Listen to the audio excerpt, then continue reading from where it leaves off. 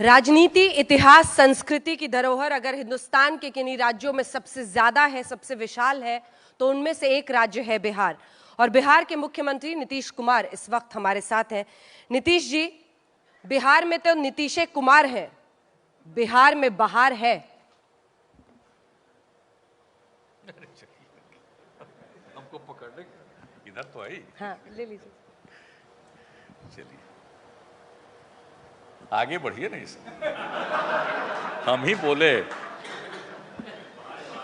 चुनावी मौसम के कई ऐसे जो स्लोगन्स होते हैं वो बाद में चुनावों के वक्त पूछे जाते हैं, लेकिन अगला सवाल 2013 में आपको ले जाना चाहती हूं। आपने कहा था कि चाय तो मैंने कभी नहीं बेची, लेकिन मेरे पिता वैद्य थे, दवाई की पुड़िया बहुत अच्छी बनाता था, कोई फेंक भी दे तो गिर जाए लेकिन पुड़िया नहीं खुलती थी।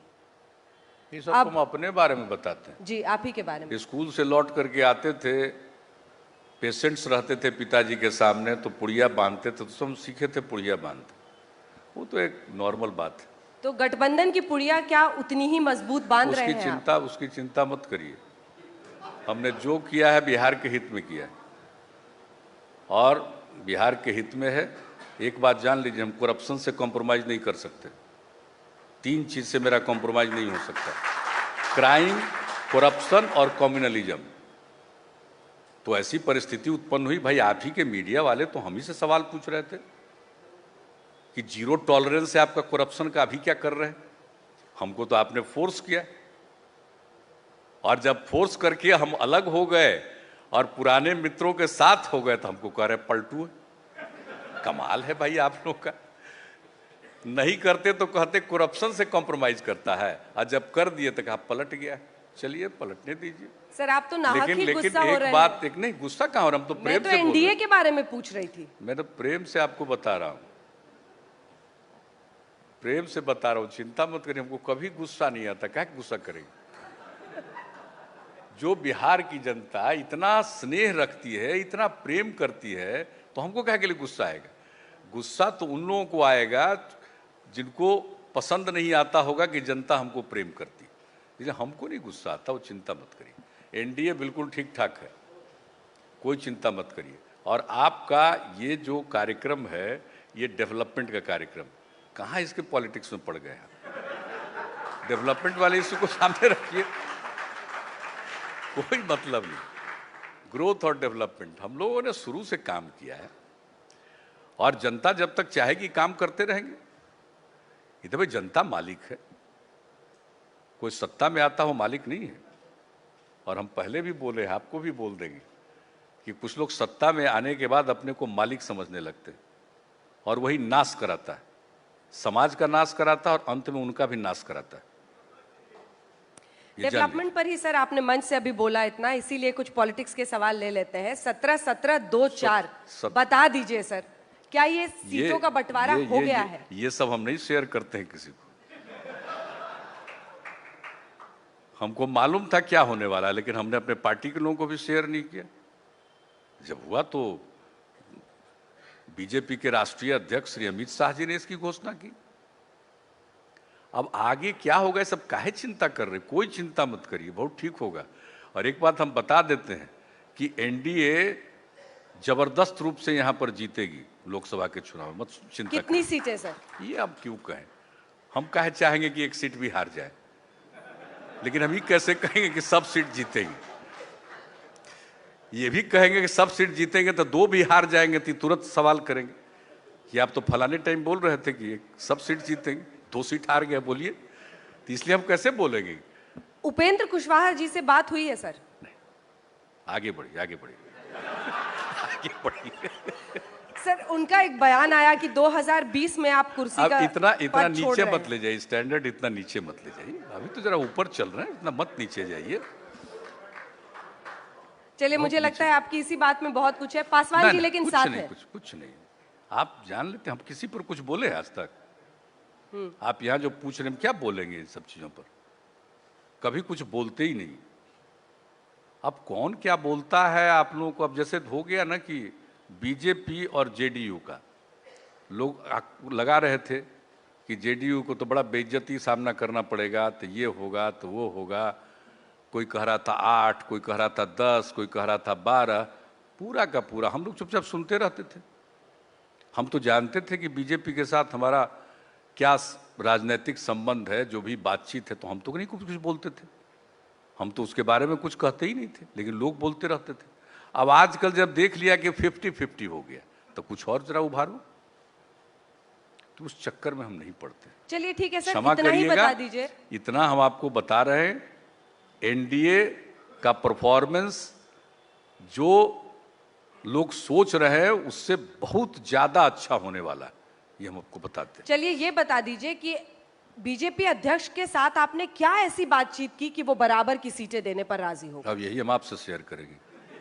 बात है भाई, ये दो पॉलिटिकल लोगों के बीच की बात है, हम आपको कैसे शेयर करेंगे? कभी शेयर नहीं करेंगे। क्या बात होती है? ये सिर्फ जो दो बात पॉलिटिकल होती है, लोगों की बात बातचीत होती नहीं है, बड़ा नीतीश प्रेम कुमार से जी। बात होती है, चाहे अमित शाह जी से हो या माननीय प्रधानमंत्री जी नरेंद्र मोदी जी से हो, प्रेम से बात होती है। अब उसमें हम क्या शेयर करें? कोई शेयर करने की चीज है? ये कुछ सवाल लोग- मैंने इसलिए पूछा क्योंकि तेजस्वी यादव ने आरोप लगाया है कि 2500 करोड़ के सृजन घोटाले में सीबीआई ने नीतीश कुमार का इसलिए साथ दिया ताकि एनडीए में वो शामिल हो सके। इस आरोप पर आपका क्या जवाब होगा? ये सब देखिए, आप लोग, हमको लगता है कहीं से बहुत ही फालतू चीजों के बारे में आप ध्यान केंद्रित रखे हुए। आपको पता है जिसका नाम सृजन घोटाला है उसको कौन पब्लिक डोमेन में लाया है? Are you aware? Ask mister Sujit Jha. ये मुझको रात में मेरे अधिकारियों ने बताया कि साहब वहां तो कमाल हुआ, भागलपुर में सरकार का पैसा जो बैंक में था उस बैंक अकाउंट से लोगों ने निजी तौर पर इधर से उधर किया। और रात में बताया था कोई 150-200 करोड़। सवेरे होते होते जब हम एक कार्यक्रम में जा रहे थे तो कहा 300 करोड़।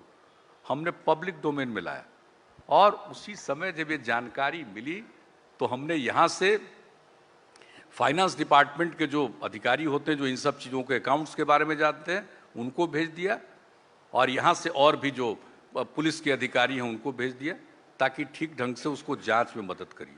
ये पब्लिक डोमेन में हम लोग लाए, सीबीआई को हम लोग हैंड ओवर किए। और ये कोई बात है? किस तरह की बात है ये? कितना घटिया और घिनौना बात है कि सरकार का अकाउंट में जो पैसा है उसको सरकार के ही कुछ कर्मचारी और दूसरे लोगों से मिल करके उस अकाउंट के पैसे का इधर से उधर दुरुपयोग करते हैं। ये लाइमलाइट में कैसे आया? वो इसलिए आया कि जो इस काम को करती थी वो चली गई, और पहला बार जो चेक बाउंस किया तो डीएम को मालूम हुआ कि भाई हमारे अकाउंट का पैसा ही चेक बाउंस कैसे किया है। और जब चेक बाउंस किया है तो मालूम हुआ, और जब डीएम को मालूम हुआ उसने इस पर काम करना शुरू किया, और जब इतने रुपए की बात आई तो उसने जानकारी दी और तुरंत यहां से मदद मिली, और तत्काल 3 से 4 दिनों के अंदर ही सारी बात आई। लेकिन चूंकि बैंक से रिलेटेड बात थी, हम लोगों ने समझा कि नहीं इसको सीबीआई को हैंड ओवर करना चाहिए, सीबीआई को दे दिया। ये कौन है जिसको एबीसी नहीं आता है किसी चीज में? किसी को मालूम है कुछ? कोई चीज जानता है किसी चीज के बारे में?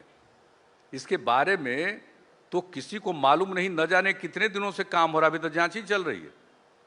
कब से ही धंधा कर रहा था लेकिन पता नहीं चलता था, क्योंकि जब मालूम था नीचे के कुछ लोगों को कि जब सरकार का उसका जाएगा चेक तो उस समय उसमें पैसा डाल दो।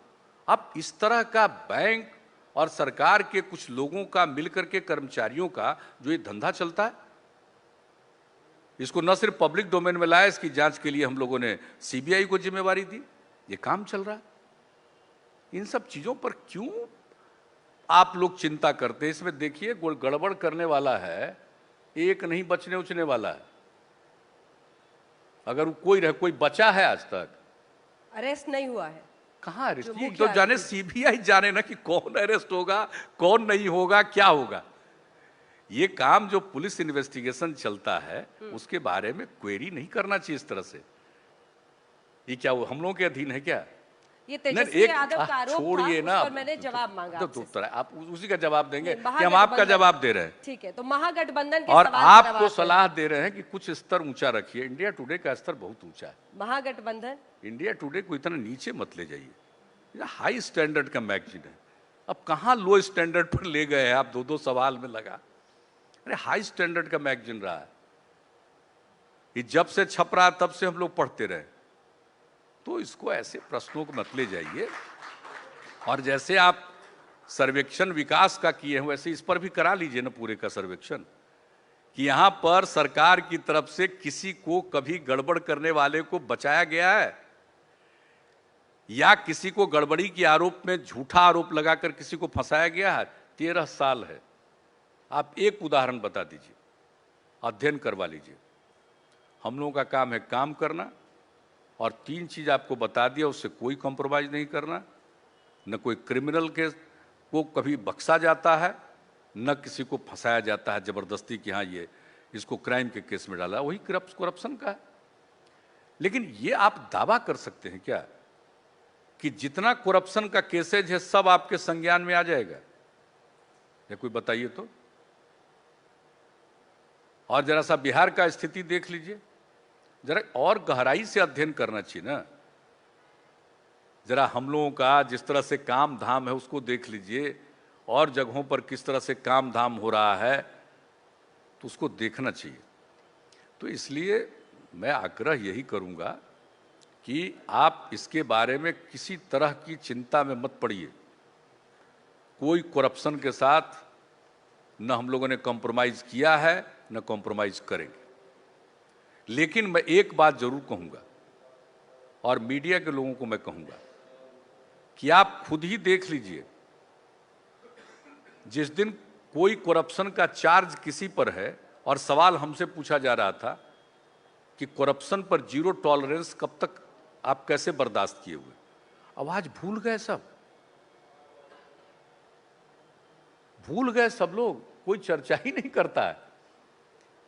चार्जशीटेड के बाद भी कोई चर्चा नहीं करता। What is this? आप इस तरह का अप्रोच रखिएगा और करप्शन को खत्म करवा पाइएगा। देखिए, इस पर कोई कॉम्प्रोमाइज नहीं होना चाहिए, और करप्ट को कभी प्रोमिनेंस नहीं देना चाहिए जब तक कि उसका चार्जेस अगर प्रूफ नहीं होता और मालूम हो जाता है कि वो बेदाग है। तो इसलिए इन सब चीजों पर जब तक ध्यान नहीं दीजिएगा, और अनावश्यक डिबेट्स में आपने कभी देखा है हम कभी कुछ बोलते हैं, किसी इंडिविजुअल पर बोला है हमने? क्यों नहीं बोलते अरे सर? क्यों बोले? उसमें हमारा विश्वास ही नहीं है। आप मेरे चुनावी भाषणों को देख लीजिए, हम रोज बोलते हैं पब्लिक के बीच में, उसको देख लीजिए तो पता चल जाएगा कि हम अपने काम के बारे में बोलते हैं, सिद्धांत के बारे में बोलते हैं, गांधी जी के विचार के बारे में बोलते हैं, जेपी के बारे में, लोहिया जी के बारे में, बिहार में कर्पूरी ठाकुर जी ने काम किया उसके बारे में। क्यों हम किसी के बारे में बोलें? भाई लोकतंत्र है, जिसको जो मर्जी है बोलता रहे। हम लोग यहां पर पहुंचे हैं कोई ऐसे ही, यहाँ हमारे मित्र सुशील जी भी बैठे हुए, हम लोग कहां से पहुंचे हैं? यहाँ छात्र जीवन से लगे लगे यहां पहुंचे।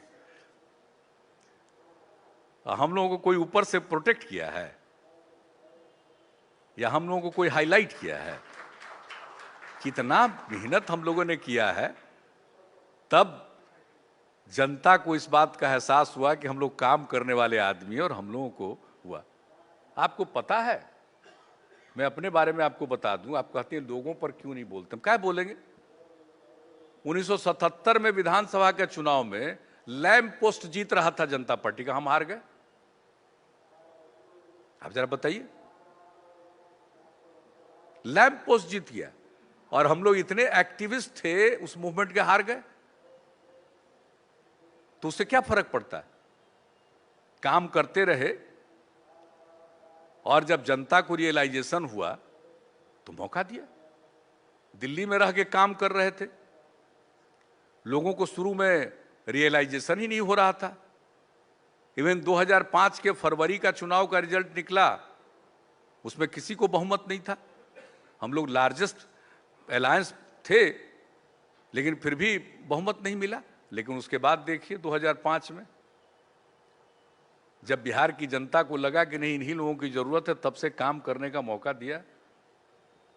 तो हम क्यों बोले किसी पर? प्लीज क्षमा कीजिएगा, किसी के वक्तव्य पर मेरी प्रतिक्रिया न पूछिए।